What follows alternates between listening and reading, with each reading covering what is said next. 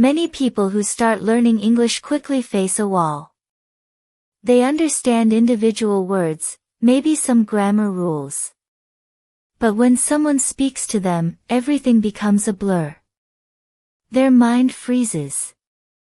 They want to reply, but they don't know how to begin.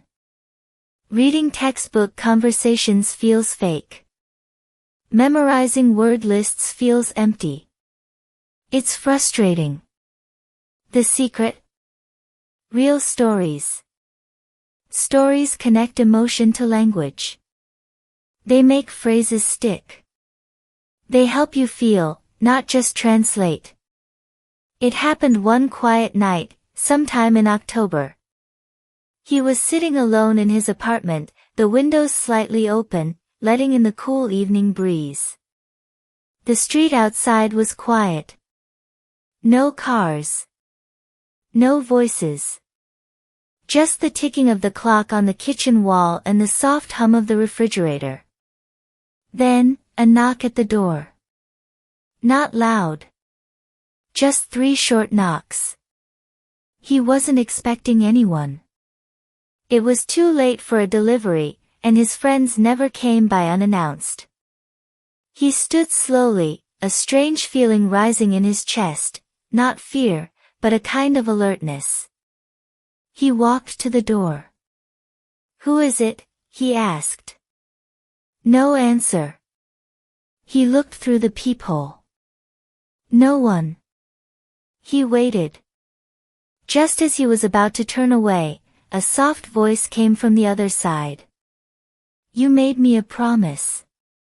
His whole body froze. He didn't recognize the voice. Not clearly.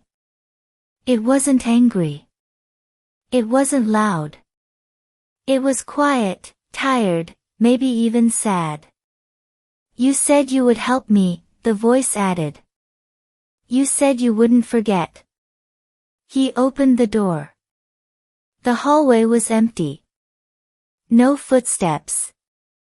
No wind. Nothing. He stepped outside, checked left and right, even walked down to the elevator. No sign of anyone. He went back inside, locked the door, and sat down. What kind of joke was this?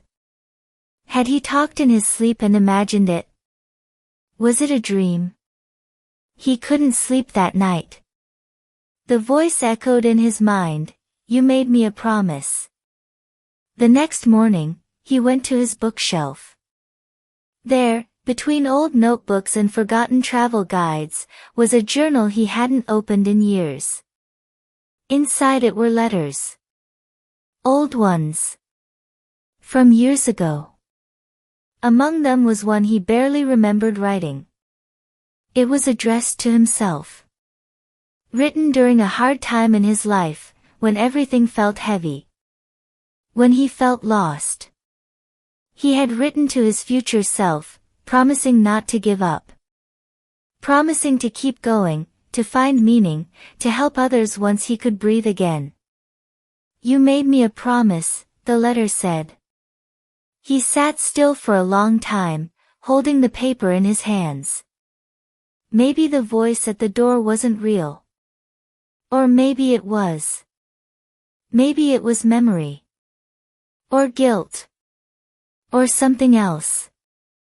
But it had come at the exact right time. Because lately, he had started to forget. To fall back into old habits. To go quiet inside. And that voice reminded him. That night, he sat at his desk and made a new promise. To remember. To act. To speak. Not just to himself, but for those who couldn't. What did he learn? He learned that words, especially promises, don't disappear. They wait. In letters, in thoughts, in dreams. He learned that English is like that too. If you leave it behind, it doesn't go away. It just waits, until you're ready to hear it again.